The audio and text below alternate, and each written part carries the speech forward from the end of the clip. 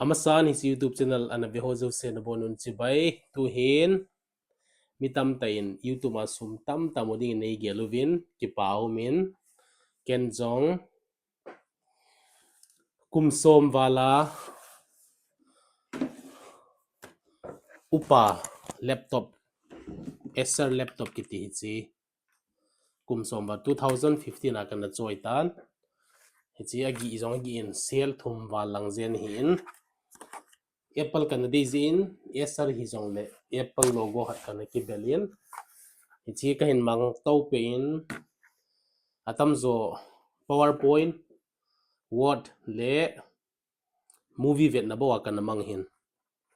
ka posting na mun chom choma phar se movie ka vein hichi movie vet na ding in masang la YouTube an hat lo an ombe lo hi zen movie vet na ding in external hard drive 1 terabyte li lang kanin jajun movie collection ki ball zin posa posting na muna posa kyum teng le na to ding ma cham lovin le khasim le movie vet bo kana ball zin to hi non nei gin chat bang wa YouTube suma hi chi Apple Laptop MacBook Air M-4 chip tu lai ta ding a latest pen hin M-4 chip chi hi azang mama jing very lightweight kimi how keep say that le ka favorite color ti di maintain chi hin kg khat alhin le kg khat hi be bintin chi avenom ho ding in chi hin chi to a charger adapter tu lahi Apple te zong kilo 7 computer zo ho zong a bom ti dam a case ima cha pe povin adapter khan le charger gui bo a charger gui zong khang to mama jen laptop dang te banga a pin sunga kison lo loi tai koile tik ta magnet am jen ta la do sa do lo ba hal cha hat yon sa le chi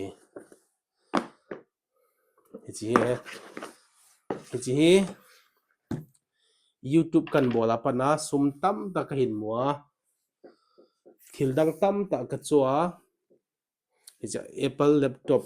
MacBook Air M4 chip MRP zan ha maximum MRP ahin 99,900 akitin discount hal khana ka cho hin hichi no se banga YouTube ma sum tam ta ka hin mua ka hin cho do hi tia sei thei ding din muna kom nai poi ti an heaven lang YouTube ma hi sum cheng khat chang ka mu poi YouTube ma hi sumu ding kinem na jong ka bol hi pon tu chana hi cheng kha jong ka mu lo mu ding jong kinem lo hichi inampi isu ti di maintain inampi boy now igamle nam boy now icha ko na ipiti renaissance ti da mai lawale nationalism ti dham khalo na khat ne na dinga ichi gel khona zia ka hin bol hin YouTube apa na summu ding sumle pai mu ding sum tam ta tam mu ding de cho ding ti lam pang wa na hi poi ti ne diwa ka hin senom hin tin tu ni sen cheng kha chaw ka mu pon mu ding jong ka kin lamet pon sepaya kum som lenga lang zen na ka hin to hin hi chwa pa na hi ka hin ki cho hi ti zania ka status in comment ho ania ka hin senom hin tin ka de ka join Apple MacBook jong ka ki cho tai tia sei thei ding din mona ka hi poi ti ka hin sei he ki pa